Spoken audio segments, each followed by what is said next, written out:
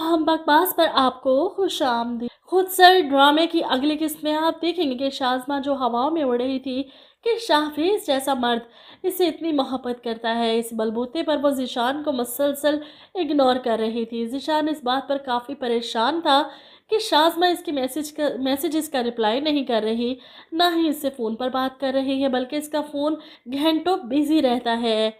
शाज़मा की माँ इससे पूछती हैं कि आखिर वो लड़का शाहवेज़ करता क्या है? तुमने कभी पूछा है उससे? उसके पीछे तुम ज़ीशान जैसे लड़के को ठुकरा रही हो, इस शादी से इनकार कर रही हो, जिस पर शाज़मा को फ़ेसबुक आईडी से अंदाज़ा था कि वो काफ़ी अमीर-कबीर है।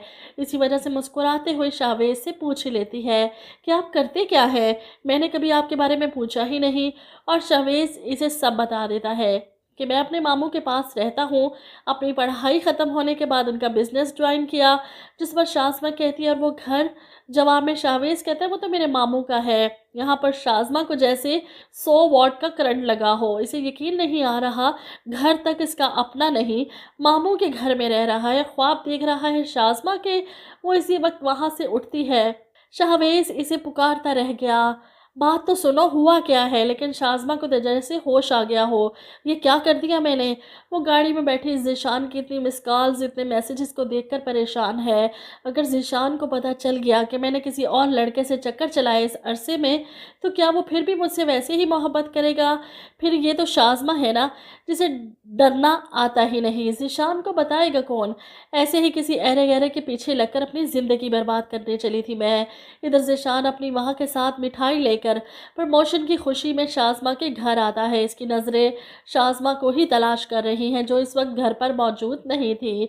यहाँ पर ज़ीशान की माँ अपनी बहन के सामने शाज़मा के कसीदे पढ़ती हैं। इससे रिश्ता होने के बाद मेरे बेटे के तो नसीब खुल गए। शाज़मा तो ज़ीशान के लिए खुशकिस्मत साबित हुई। इतनी अच्छी प्रमोशन हुई है इसकी। ये सुनकर तो कमर और भी ज़्यादा खुश हो जाती हैं। मेरी बेटी तो है ही किस्मत वाली। शाज़मा परेशान घर वापस आती है तो इसकी माँ इसे एक बार फिर से समझाने की कोशिश करती है कि बेटा, आपा आई थी ज़ीशान के साथ इसकी प्रमोशन की मिठाई लेकर और साथ ही अफ़ान की शादी का कार्ड देने।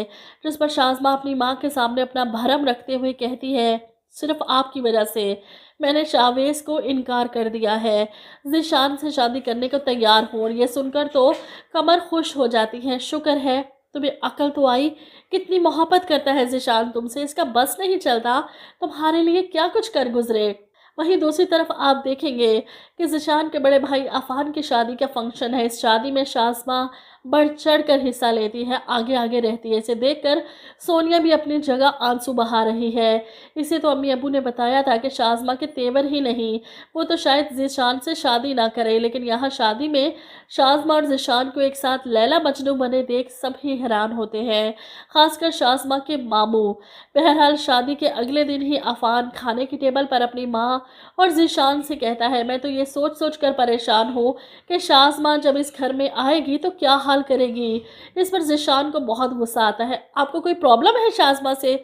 जिस पर अफ़ान कहता है, बहुत ही खुदसर, बदतमीज़, बदलिहाज है। ये सुनकर ज़ीशान अपने भाई से नाराज़ हो जाता है। इसकी नाराज़गी आने वाली नई बहू महसूस करती है और अफ़ान से कहती है, आपको शाज़मा के बारे में ऐसा नहीं कहना चाहिए था। ज़ीशान कि शाज़मा के साथ इमोशनल अटैचमेंट है, वो इसके ख़िलाफ़ कुछ नहीं सुनना चाहता, उल्टा आपको ही गलत कहेगा।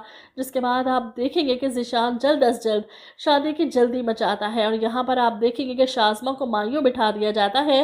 ये बात जब शाहवेज़ को पता चलती है तो वह एन फंक्शन के टाइम शाज़मा के घर पहुंच जाता है।